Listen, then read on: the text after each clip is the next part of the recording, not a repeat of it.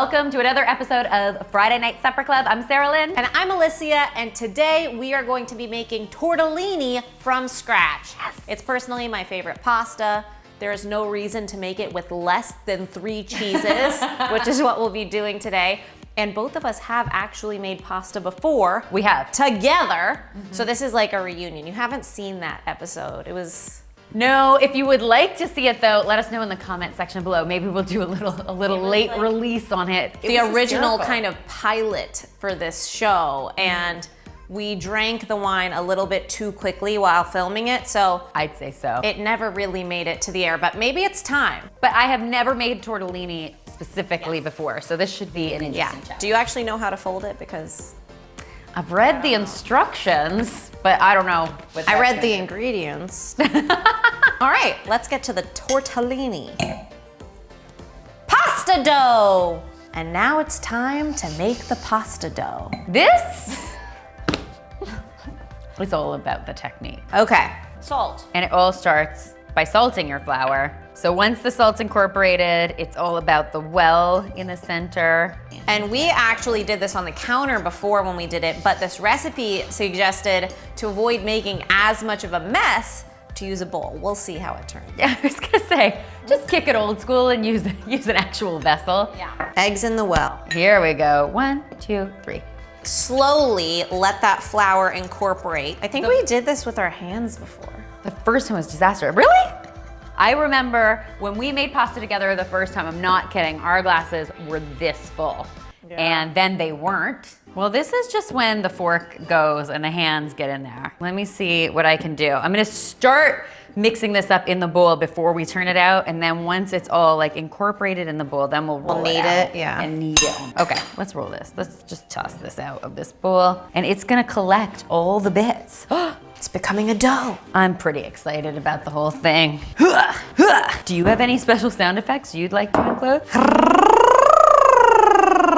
Whoa. I think that is about as needed as that's gonna get. That's a little ball of dough. It's so happy looking. Haha. Time for the filling while that dough is setting. Which involves a lot of cheese. Oh yes, okay, so this is our 3 cheese filling. So you've got the Parmesan. I sure do. One of my favorite foods of life. I can put Parmesan on literally anything. So good. So I have ricotta, some Asiago, salt and parsley going in the filling, and whenever you're done, we'll add in the Parmesan. Well, and I think I've definitely probably shredded more parm than this called for, but Well, we can eat some of it. gonna say. So I'm gonna do maybe this. I want a little bit for me. Thanks. This is looking good. And, You know, I'm still trying to figure out when someone is gonna solve the problem of having to fill a piping bag. It's my least favorite thing to do in the kitchen. Oh, the air can't escape. all right, let's get the broth in the pot. So I've never done this, a Parmesan broth for cooking your pasta. I love this I always idea. have tortellini in like a white Alfredo sauce or something, but too. this recipe we're using from the kitchen serves it, well, boils it and serves it in a Parmesan broth. It's kind of genius. Yeah, you're using the rinds of the Parmesan cheese, which you've told me you do in soups. Oh my gosh, that's my favorite thing. So every time I use a Parmesan, a piece of Parmesan and I'm left over with the rind after grating it, I put them in the freezer, and then when I have a nice collection, I'll either make broth with them or I'll just put one into a big pot of soup, and the savoriness is unreal. I'm sure. So we've got the Parmesan rinds, 4 cloves of smashed garlic, and a bay leaf. Yum, and now we're just gonna bring this to a boil and then simmer it for about 30 minutes. And then we're gonna start rolling out some pasta. Wow. All right, so it's holding its indentation. I think it's time to roll it out. I'm stoked. So I have the pasta roller set to the widest setting to start. And I think we should probably maybe flour the machine a little bit to help things sort of glide through, just in case. Catch it, Back with the catch it, catch it.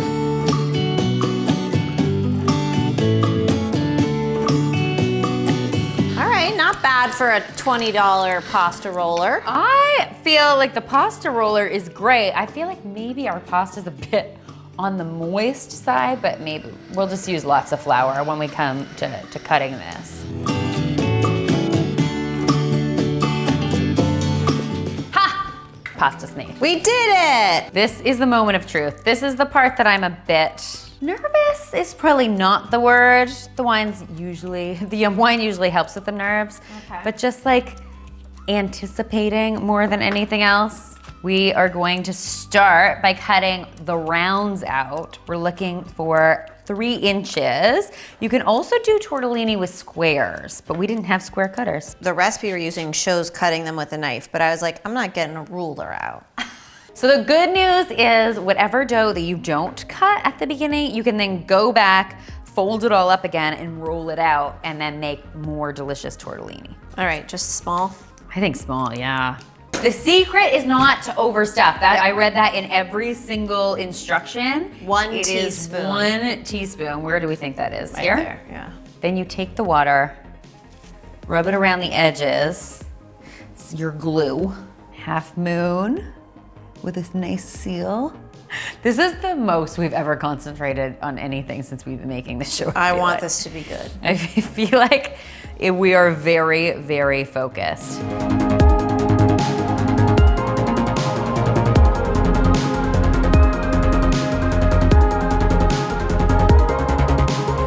Dude, we're making tortellini. I know, they are really cute. This is excellent. And you just know they're gonna be delicious with so much cheese. The one thing that should be said is the volume at which I can eat tortellini, I feel like is gonna be problematic. It's like, have you ever ordered ravioli at a restaurant and there's 4 in the bowl and you're like, Yeah, I have done that, and I'm like, waiter. all right, so we are ready to strain. Ah. That smells really good. We're gonna strain the broth. I never thought I would be as excited as I am about this broth, but it is real exciting. At first we like debated, should we make a creamy sauce? But we were like, well, let's just stick to this recipe, and we have a boil. Okay, I feel like for as much as I love fresh pasta, by the time I make it, I am so hungry. Yeah. I have never been so ready to eat, and Yeah. that is the case today. It takes a little bit too long to make it, but it is really tasty and cheap. Let's scoop them. They've floated to the top, so I think they're ready. I don't know if they are ready, but I am We're ready. Oh my gosh. And so we're actually gonna scoop the tortellini straight into our serving dishes and then spoon the broth into it. They've really increased in size. Yeah, they're much bigger than when they went in. That, for whatever reason, I'm finding very surprising, but also very exciting. Not a problem. That didn't happen. Ooh.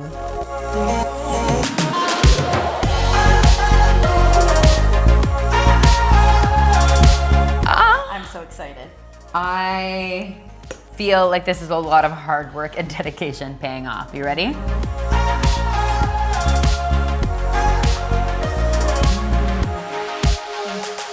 That was really, really good. Perfectly cooked. It is so salty because of that amazing cheese and that broth. Not too salty though. It's a little bit sweet from the Asiago ricotta filling. And the pasta is perfectly cooked. Yep. It's so tender. Yep, it's beautiful. thick enough. And the filling, the texture of the filling is incredible. I want to try just the broth. Oh, I could just drink the broth. This is a winner. Like, seriously, a W. We will link it in the description box below if you want to try it with your friends. And if you do, tag us on all of our social media. Everything is linked in the description so you can follow us, and be sure to subscribe so you don't miss any episodes every single Friday. They are all just as delicious as this. We'll see you next week.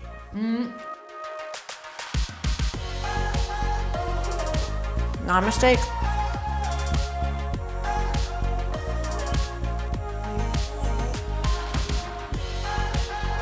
It's some of the best filling I've ever had.